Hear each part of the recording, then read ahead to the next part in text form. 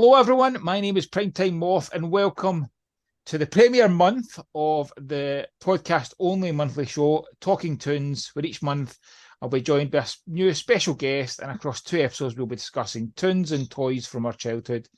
In the first episode, we discussed multiple shows and toys, and in the follow-up episode, which is this one, we'll discuss a more specific show chosen by our guest. And I'm joined once again by an amazing first guest. He was my first round draft pick. He was. It was the first You man have I to say thought of. that. But to be fair, he was the first one. You were the first one I thought of when I thought about it, and like 2 or 3 months ago, whatever it was, I first said to you, "Do you fancy this?" And it Yeah. is the wonderful Pete from Transformers: The Show. Again, Pete, thank you very much for joining us. No, thank you for having me, mate. It is a pleasure to talk to someone who loves cartoons as much as I do. Same, exact same. So this is your pick. So the premise is the guest gets to pick a show and or toy line. Kind of mostly it'll be a show that's got a toy line, and we'll talk a bit more in detail. Can you let the listeners in on the shows that you have picked? So for me, it was the Marvel animation of the early 90s. So for me, it was the X-Men cartoon, the first run, not X-Men 97 that we've just seen. It was the first run back in 1992. And the Spider-Man, the animated Spider-Man from 1997. Epic. So why have you picked those as your choice? Because I think it was the biggest thing that stuck out for me was, the superhero aspect.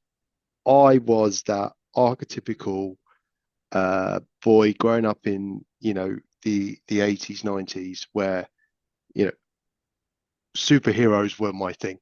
I wanted to be a superhero. I played superheroes. I read about superheroes. And I think I'm trying to think back. I didn't have a massive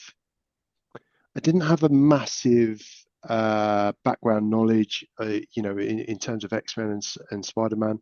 I know, I'd known, like we said in the previous episode with my mum working in a video shop, I'd seen an episode of Spider-Man and Friends. I hadn't seen, the original, X-Men cartoons, but I, I lived on a small road. I had some friends that lived just up on the corner, and the family was a boy and two girls, and the boy collected comics. Okay, so we were quite lucky in the paper shop at the bottom of our road on the kind of the shopping precinct sold comics. Okay, so from everything from DC to My Little Pony to Marvel, Transformers, Thundercats, you name it, it was like a comic shop, Amazing, mate. amazing. It was wicked, and it was just a paper shop. It was literally just a paper shop. It had, I would just say, it probably had as big a comic section as it did greetings cards. Oh, Uh, Mate, it was amazing. I don't know if the guy particularly loved comics. I was too young, right? But I knew of X-Men and Spider-Man because my yeah. friend collected the comics. And then we started to have this, we had Saturday morning entertainment. Okay, so it was obviously the X-Men first, and I can remember it was on Live and Kicking. They'd have Trevor and Simon and da da da, and then X-Men would be about 9:45. Okay, it would be about 9:45, and it'd go until, like, I don't know, 10 past 10. And I just, like we said at the beginning, the theme tune, the the intro, it hooked you as a kid. It was like, oh my god, Yes. you can still hum. It's one of those theme tunes that you can still hum, in your head. And I think they nailed it. You only know in retrospect. As a 10-year-old kid, I'm not there going, oh, the animation was fantastic and the storytelling was amazing, and I love what they did when they expanded the characters and their personalities and stuff. But it it was the animation was such that it made you want to watch it. Yes. You know, for it, the colors were bright, it was vibrant. You know, the action sequences were well put together. You know, it had superheroes, lasers. You know, all of those stuff, and it hooked you in, and you became part of the story. Yeah. And it made me then want to try and rationalize what was going on, you know, in the comic world. You know, because you there was no correlation, as there often is, you know, between, or as there often isn't, shall I say, between the comics and you know, maybe, you know, the cartoon media that they release and stuff. You know, they go off on different tangents because the comics don't lend themselves to great TV stories, etc. But I can remember watching the first one, and you know, they lost more. Spoiler alert if you haven't seen it already. You know, they're taking on the Sentinels, they lose Morph, and already within, you know, the first episode or two, you've got a Jeopardy aspect, you know, Yes. and Yeah. you're in the 90s, and you know, you're potentially watching, and he didn't die, but you think he did, you think he gets blasted. Yeah. Do you know what I mean? And I think I really felt at the time that I wanted that to be on a Monday or a Tuesday afternoon, right? I you know, it didn't deserve to be hidden in this bigger program. Yes. You know, it deserved to have, right, okay, 4 o'clock X-Men. But it was Saturday morning, and I think that's what started my love for Marvel. Because obviously, you know, I am a Transformers guy, and I will be forever. But you know, as we've mentioned previously, you know, we've got little branches into other areas. Of course. And you know, I love telling people I was a fan of Marvel before it became popular, right? You know, the Avengers, the Iron Man, the Captain America. You know, see, I do the same. I do the same. I always say I'm a huge Deadpool fan. I have always comics up to post Cable and Deadpool when he became proper popular. I have every single appearance, like literally if he's in one cell of a comic, I have it because I was that in love with the character. But you're right, like at that point, it is very much the X-Men and Spider-Man cartoon that start to give it a bit of popularity. I think it's out the back of them that we eventually then get the X-Men and Spider-Man movies from Sony and Fox. I think it's their popularity shows that. Well, these are both Fox Kids shows, weren't they? Yeah. As well, we think back. Yeah, they really were. And before that, you know, for like you, I had a memory of, or an only recollection of the Spider-Man from the Spider-Man cartoon. No, Yeah. Spider-Man. Like the original Spider-Man cartoon theme tune, dead easy, sits in your head. Spider-Man as Amazing Friends is one of my absolute favorite cartoons of all time because I feel as if there was 100 episodes of that because I felt as if I watched that many, and there really wasn't. I just clearly watched them so many, and not many people will get this, but I know there's a handful. Well, there was a show up here called Glenn Michael's Cartoon Cavalcade, and he would tour Scotland doing a wee show, and he always showed the Spider-Man as Amazing Friends. So I saw that. It was one of the first cartoons I ever saw on the big screen, and was just like, I'm captivated. But when it came to X-Men, my only knowledge of X-Men characters, and I don't even know if I knew they were X-Men, was from the Marvel Secret Wars figures. I had the Magneto, and I had a couple others, but on the back it would show, as the beautiful cards of the 80s did, would show you the other toys you could get. So I kind of knew these characters, but without knowing they were X-Men. Like, it wasn't until I watched the X-Men cartoon I was like, oh, it's Wolverine character, and you know, Cyclops and stuff. And then I remember when Iceman came into it, and I'm like, I know Iceman from Spider-Man as Amazing Friends, but it was really cool because both of them are slightly different in the style of their animation. But they also had crossover as well. They had there was aspects where they crossed over at points as well. It was just two very well put together shows that, as you said, that first episode with Morph, it showed you that it's not a proper kids cartoon. It's not. It's more for a slightly grown up child. It's maybe more for an early teens child. It's probably aimed exactly at the age we were, that it just was perfect. And both, having rewatched both of them fairly recently, I rewatched the X-Men before X-Men 97 came on, and I had watched Spider-Man maybe just after pandemic with my boys. Both hold up really, really well. The storytelling in them is really strong. And what's brilliant about them is when you do the big 3 or 4 episode arcs. You know, Spider-Man did a huge split arcs of, you know, much more than that, and kind of kept stories going throughout. But these big arcs and big storytelling show you the difference to in the 80s, where it was a lot of them were just episodic, just one episode at a time. You could, you know, we talked about it in the episode about you could watch the theme tune, know enough, and then enjoy the episode. That was what a lot of the 80s shows were. They were built to be like that. Come in the 90s, they started to go, let's tell a story, let's have an end game, let's where we're going, and that's really clever. Yeah, I think, you know, you hit the nail on the head, mate, because that was something I was going to mention, is the fact that, you know, the likes of Thundercats and He-Man, they were standalone episodes.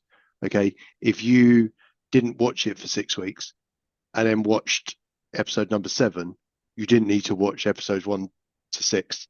You know, they might have introduced a new character, but there is no there's no continuation. You're not going to miss out on anything. But, you know, I think the, you know, Knights of the Sentinels, you know, which was that kind of, you know, that opening, you know, 2-3 parter, you know, told a story. You know, it had, I think it had layers of plot. You know, you've got Jubilee finding out she's a mutant and joining the team. You've got the battles with, you know, the Sentinels and stuff, and they start to flush out the characters. And I think that was the 90s, right? Because they started to go, do you know what? Those people that were watching cartoons in the 80s are now getting a bit older now, and they need something that's a little bit more, for want of a better description, advanced. You know, a little bit more substance to it, right? Because they're growing up. And, you know, I think back then they're looking at the media and going, the media needs to grow with those individuals. And I think you certainly got that with, you know, with X-Men, because X-Men were quite clever. You know, they tried to make, I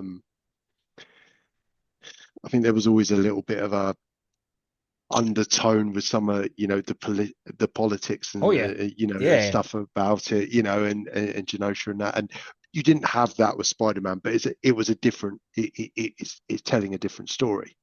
But I loved the, you know, the plot development of so many of those characters in Spider-Man, you know, where they, you know, would take like Flash Thompson and you know, all that kind of stuff that you'd seen in the comics and stuff, in that development. But they're trying to, you've got 20 minutes to try and show it, you know, and build on it over a couple of weeks, and you can't do it in, you know, a 20 minute. You know, you need to do it in stages across, you know, the season, you know, the weeks and the seasons and stuff. But I think for me, it was always the animation.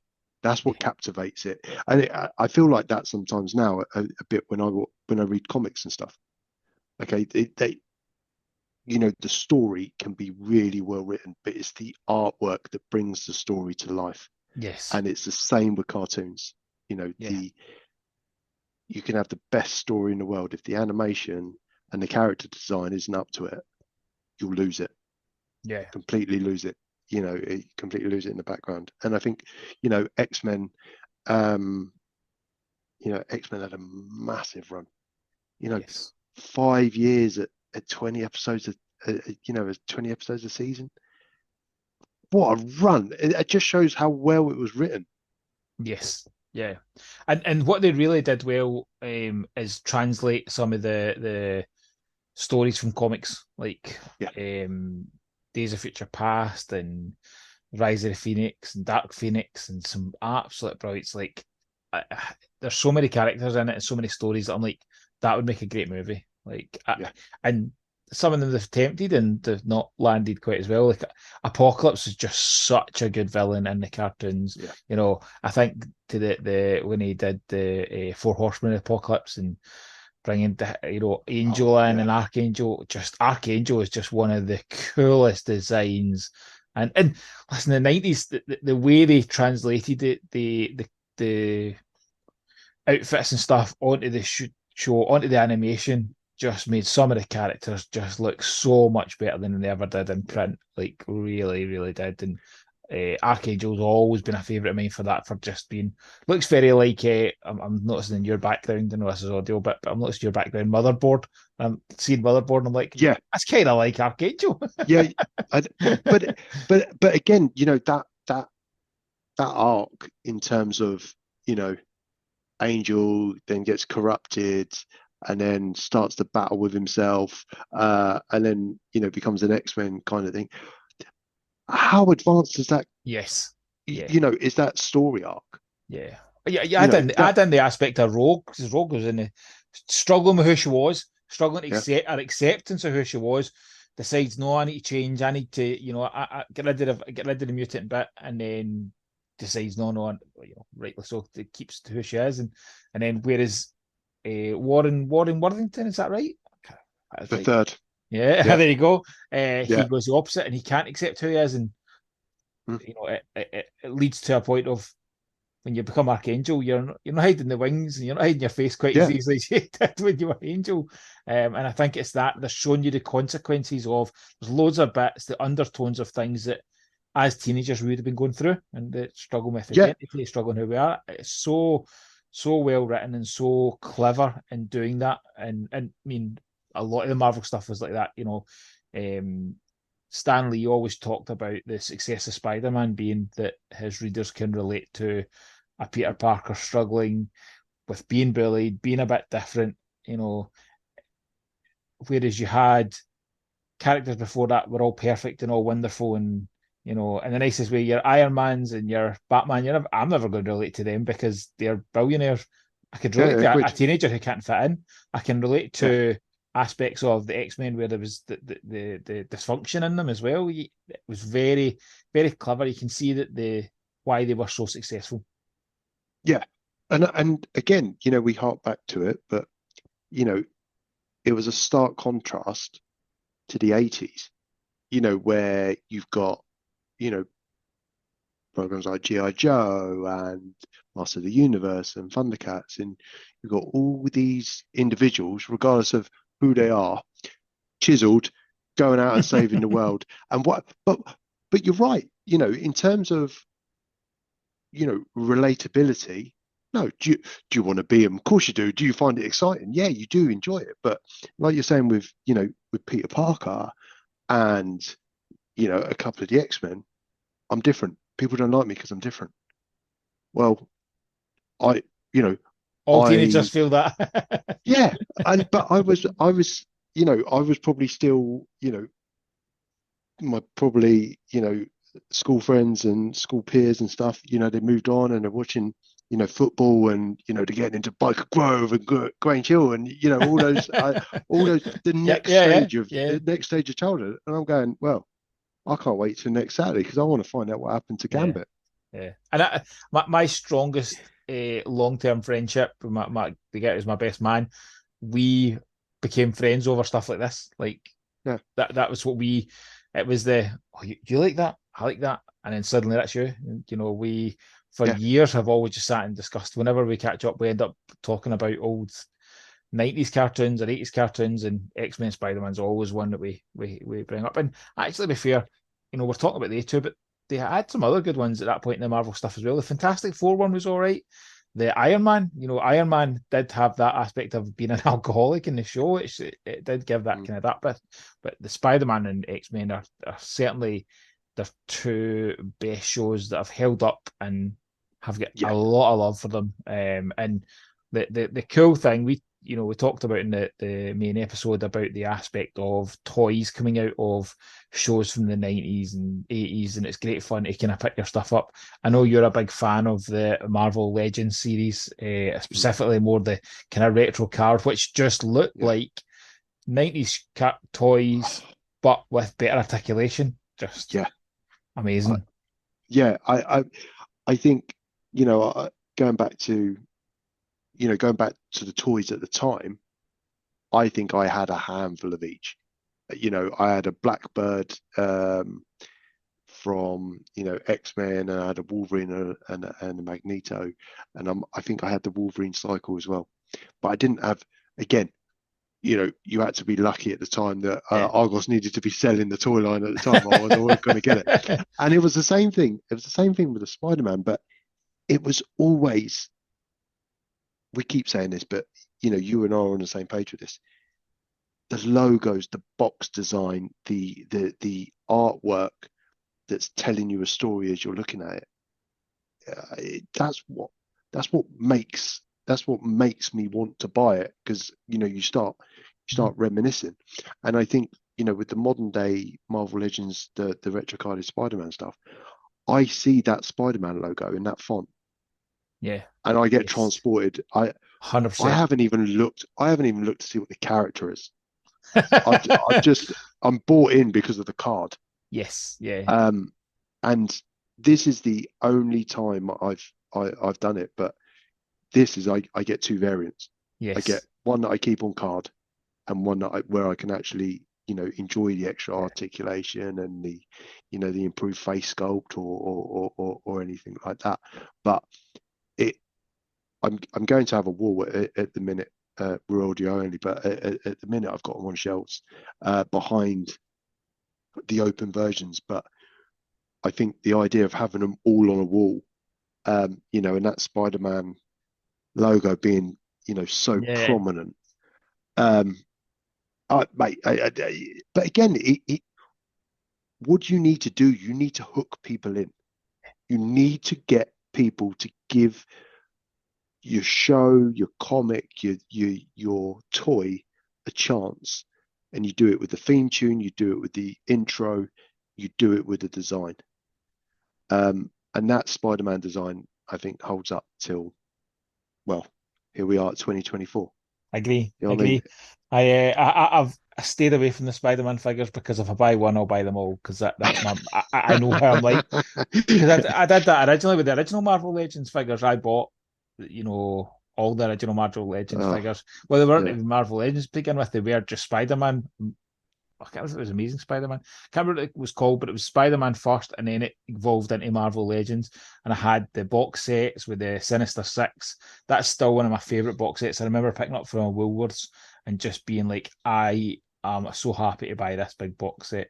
But I've not bought the Spider-Man. I bought the core X-Men characters because I thought, I'm going to go for it. I've got a Archangel pre-ordered that I look forward to. But the retro carded, and there's quite a few that have done that kind of retro card styles. Star Wars did it with their bits. The Star Wars ones I really like, because you could buy.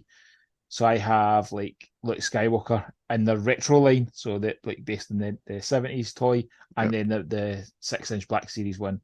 I did the same with the Boba Fett. I have both versions, and I love that bit because it transports you back to when you were a kid and seeing them on. It's such a clever way to release toys. And the more companies that do it, the more I'm on board. We said in the last episode, I look forward to San Diego Comic Con to see what's next. What next bit of their childhood are they going to come back with that's going to go, oh, look at this cool thing.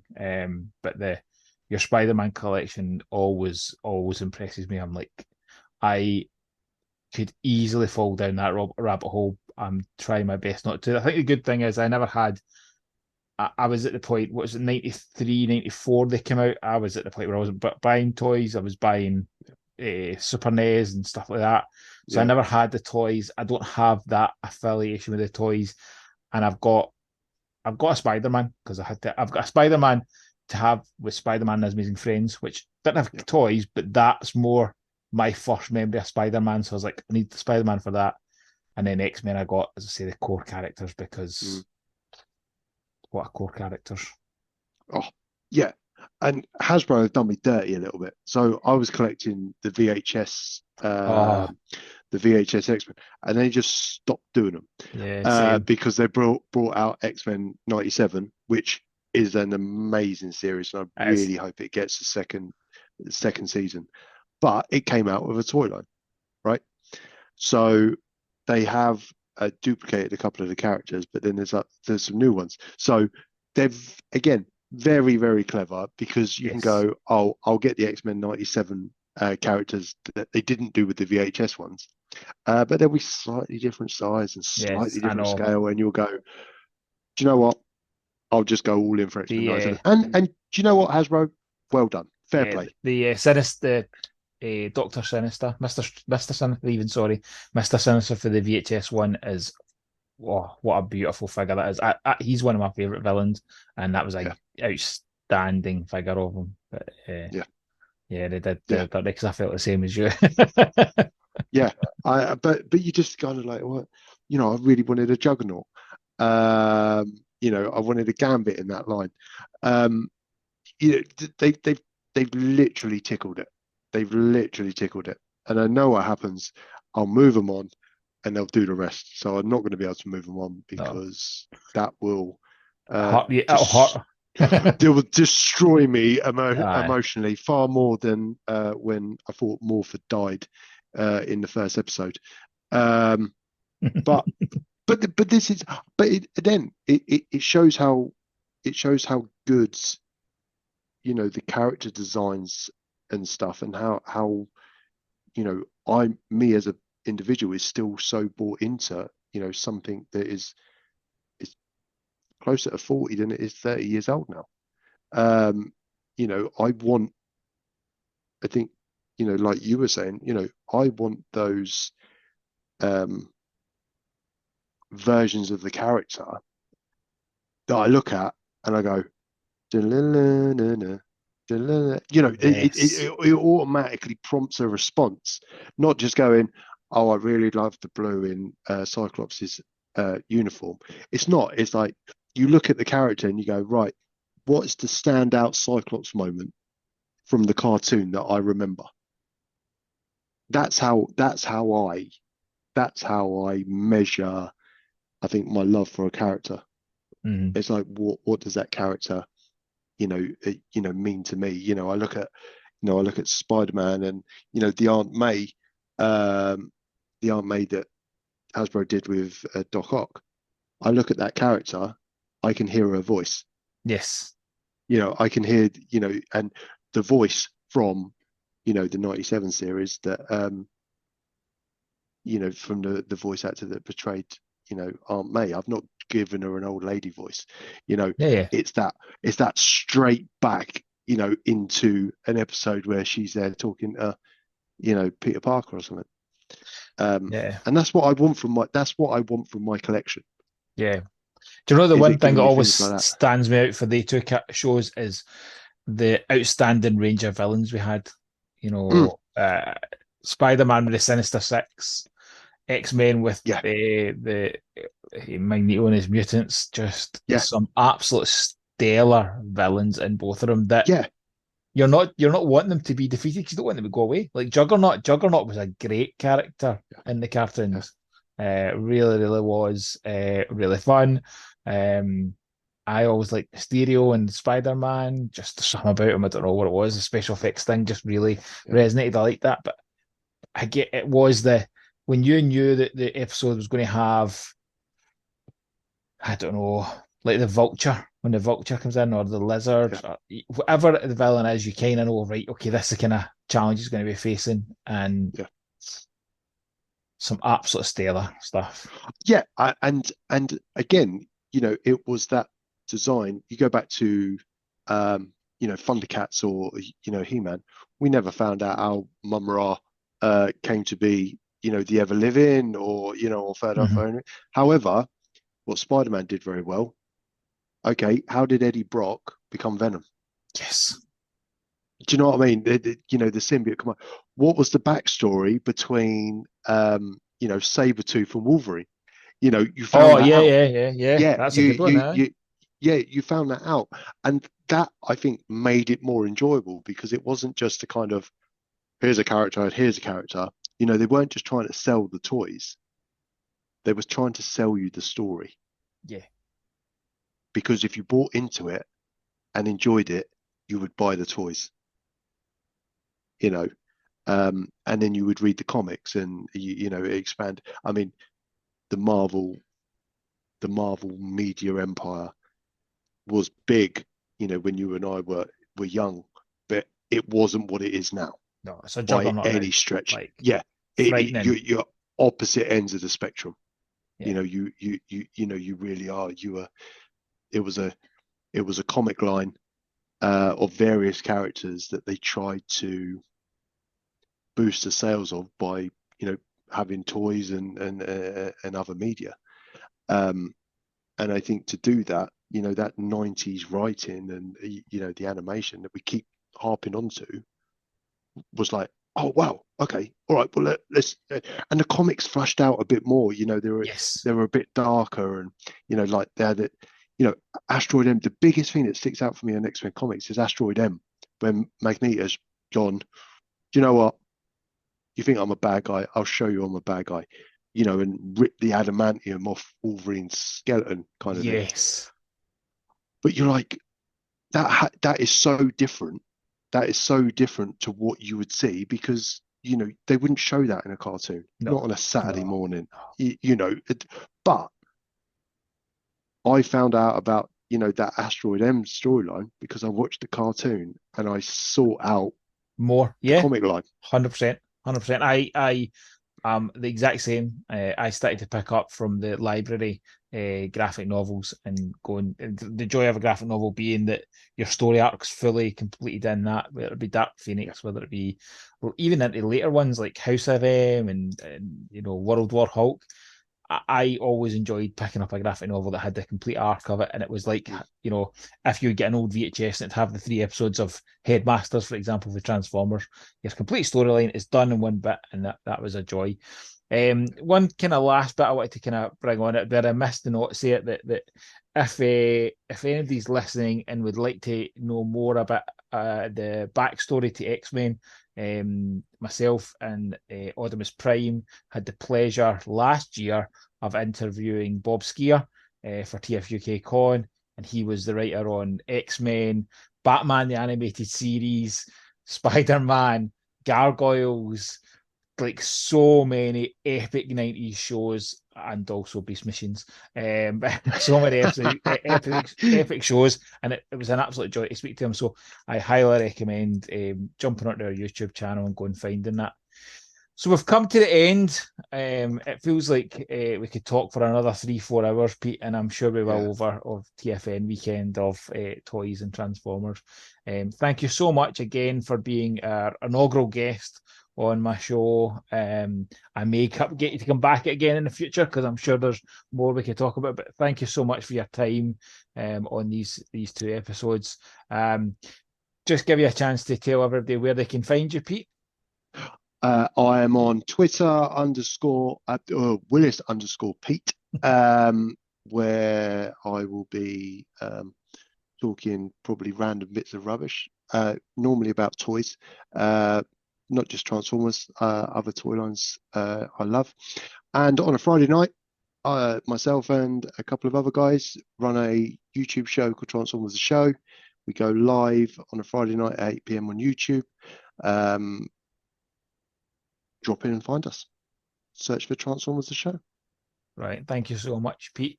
So that's been a look back at Spider-Man and X-Men. Look forward to chatting again next month with a new special guest. I hope you have enjoyed this podcast only show. Remember, there are, as well as this and the audio version of our main show, there are many more bits of content that we put on our YouTube at PTTV. So thank you so much. Look forward to speaking to you again soon. Bye now.